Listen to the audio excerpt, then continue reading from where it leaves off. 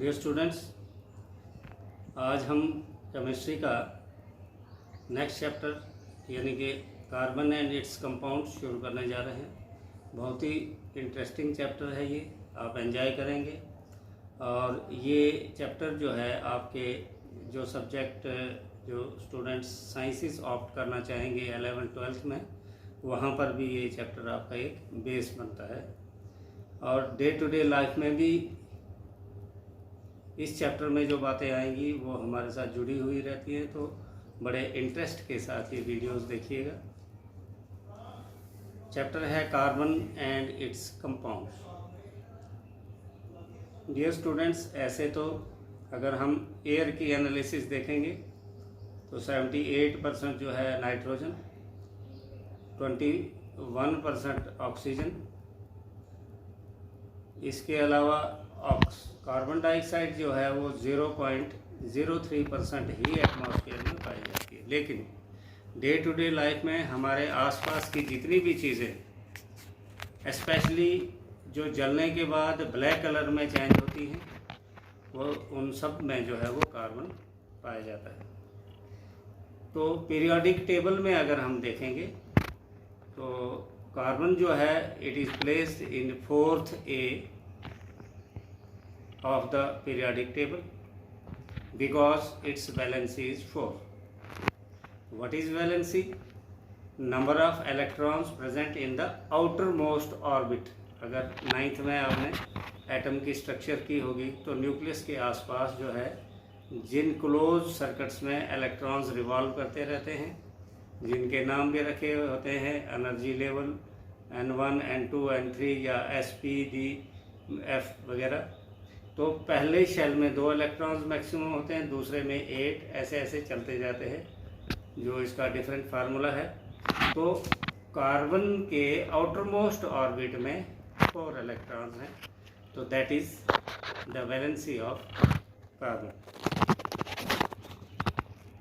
Environment में carbon कहाँ पाया जाता है? जितनी भी हमारे फूड प्रोडक्ट्स हैं, जितने भी आसपास के कपड़ा है या दूसरी चीज़ें हैं, मैं आपको ऑलरेडी बता गया कि जिनको बर्न करने के बाद ब्लैक में कन्वर्ट हो जाता है, ब्लैक सूट जो है बनता है, कालक चीज़ में बनती है, तो वो उसमें कार्बन ही होता है। और इसके अतिरिक्त अर्थ में कार्बोनेट्स के रूप में भी कार्बन पाया जाता है।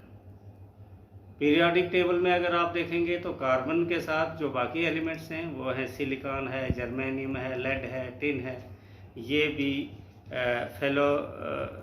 फेलेरोवियम है, ये इन सब की जो है इसी के ग्रुप के बाकी एलिमेंट्स हैं और इनकी वैलेंसी भी 4 है।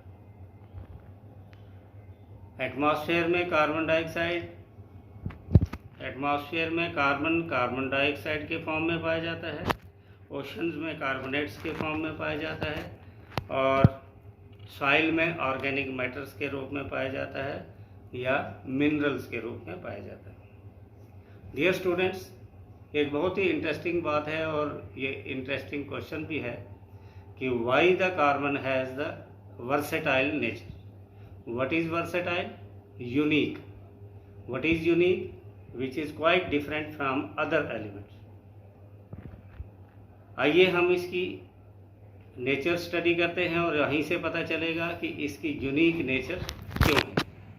अभी हमने बताया कि कार्बन की जो वैलेंसी है वो है 4, और स्टेबल होने के लिए या तो इसको 4 इलेक्ट्रॉन्स गेन करने हैं या इसको ये चारों लूज करने हैं।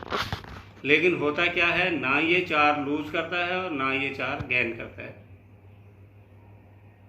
और इसकी जो पहली वर्सेटाइल नेचर में पहली कंडीशन क्या है? Tetra valency. Tetra means 4। Carbon having its valency equal to 4 is the first condition that makes carbon as a versatile in nature. Tetravalency means इसकी वैलेंसी का 4 होना। दूसरा है कैटेनेशन। अब स्टेबल होने के लिए ना ये जब 4 लूज करता है ना ये 4 गेन करता है, तो फिर ये क्या करता है? कार्बन कार्बन के साथ, कार्बन कार्बन के साथ ये म्यूचुअल शेयरिंग करके सिंगल बॉन्ड बना के, बॉन्डिंग अभी आगे हम समझेंगे नेक्स्ट चैप्टर्स में, इस चैप्टर में बॉन्डिंग ही समझेंगे हम ज़्यादातर। तो लॉन्ग चेन्स ऑफ कंपाउंड्स ये बनाते हैं, that is called as catenation. What is catenation? Catenation is bonding of atoms of the same element in a series. अपने जैसे ही element means carbon carbon carbon, ये म्यूचुअल शेयरिंग करके लंबे लंबे कंपाउंड्स जो है ये बनाते हैं। और यही कारण है कि नेचर में सबसे ज़्यादा कंपाउंड जो है वो कार्बन के ही पाए जाते हैं। तो why the carbon has versatile nature, और इसका सिंपल आंसर बनता है carbon has versatile nature because of two reasons. One is it's tetravalency and other is the catenation. Tetravalency, I told you, having the valency equal to 4, and catenation means bonding of the atom of carbon with other similar elements.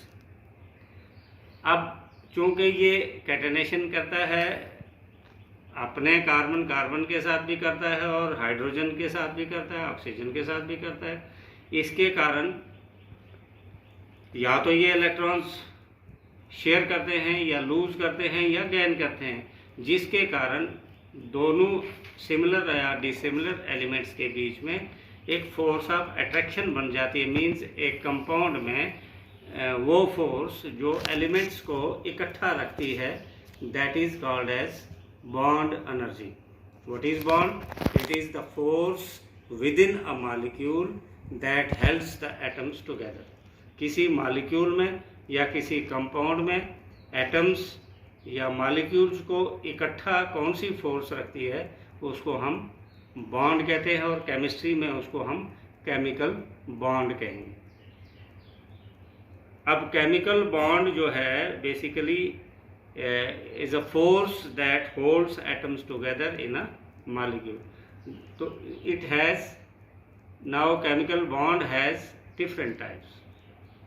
Chemical bond मेन जो है दो है, वो है covalent bond, electrovalent bond. Covalent bond को हम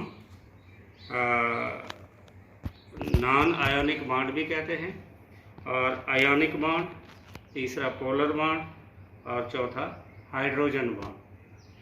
तो आपके सिलेबस में हमने दो ही बॉन्ड करने हैं, that is covalent bond and electrovalent bond. तो आज हमने किया what is the valency of carbon, what is the position of carbon in periodic table, where the carbon is found in nature, then why the carbon has versatile nature, and what are different types of chemical bonds.